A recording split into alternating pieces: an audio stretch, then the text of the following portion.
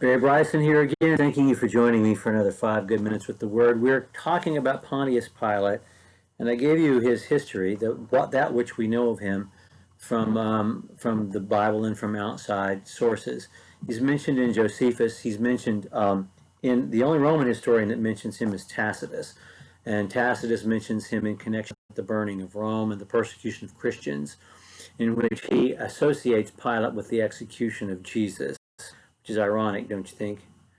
Since he washed his hands of the execution of Jesus, and yet Roman historians only remember him for being the man who executed Jesus.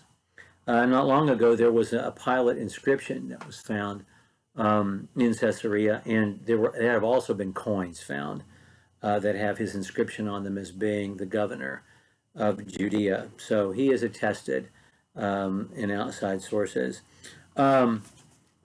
I wanted us to focus today on the conversation between Jesus and Pilate in John's Gospel, John chapters 18 and 19. This happens in the morning. This happens at Passover. It's a rough time. The city of Jerusalem, which has maybe 200,000 people living there, has maybe 500,000 people in and around Jerusalem for the Passover. People who have a messianic expectation, have revolutionary fervor, and he doesn't really have enough Roman troops there to control this if it gets out of hand. And then Caiaphas, who is his enemy of old, plays a card, brings this guy to him that he wants executed. And this is what happens.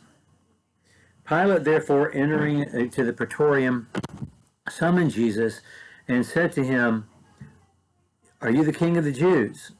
Jesus answered and said, "Are you saying this on your own initiative, or did others tell you about me?" Pilate answered him, "I'm not a Jew, am I? Your own nation and chief priests delivered you to me. What have you done?" Jesus answered, "My kingdom is not of this world. If my kingdom were of this world, my servants would be fighting, that I might not be delivered up to the Jews. But as it is, my kingdom is not of this realm." Pilate therefore said to him, "So you are a king?" Jesus answered, "You say correctly that I am a king. For this I have been born, for this I have come into the world, to bear witness of the truth. Everyone who is of the truth hears my voice." Pilate said to him, "What is truth?" And when he had said this, he went out again to the Jews and said to them, "I find no guilt in him, but you have a custom that I should release someone, therefore at your Passover. So do you wish that I released for you the king of the Jews?" But they cried out again, saying, "Not this man, but Barabbas." Now Barabbas was a thief. Then Pilate took Jesus and scourged him, and the soldiers wove a crown of thorns and put it on his head, and dressed him in a purple robe. And they began to come up to him, saying, "Hail, King of the Jews!" and to give him blows in the face. And Pilate came out again and said to them, "Behold, I am bringing him out, that you may know that I find no guilt to him." Therefore Jesus came out wearing the crown of thorns and the purple robe, and Pilate said to them, "Behold the man." When therefore the chief priests and the officers saw him, they cried out, "Crucify him, crucify him." Pilate said to him, "Take him yourselves and crucify him. I find no guilt in him." The Jews said, "We have a law. By that law he ought to die, because he made himself out to be the Son of God." When Pilate heard this statement, he was even more afraid. And he entered into the praetorium again, and he said to Jesus, "Where are you from?" But Jesus gave him no answer. Pilate therefore said to him, "You don't to me? Don't you know that I have authority to release you? I have authority to crucify you?" Jesus answered, "You would have no authority over me unless it had been given to you from above. For this reason, he who delivered me up to you has the greater sin." As a result of this, Pilate made more efforts to release him, but the Jews cried out, saying, "If you release this man, you're no friend of Caesar. Everyone who makes himself out to be a king opposes Caesar." When Pilate therefore heard these words, he brought Jesus out, sat down on the judgment seat at a place called the Pavement, in the Hebrew Gabbatha. And it was the day of preparation for Passover, the 6th hour, that is noon. And he said to the Jews, "Behold your king." And they said, "Away with him." And he said, "Shall I crucify your king?" And they said, "We have no king but Caesar." Seriously? And so then he delivered him up to be crucified. And we know that Pilate put a title, a sign over Jesus's cross. The cross would have been almost certainly a T, and then there would have been a titulus on top of it, which is probably where we get this shape for the cross, right?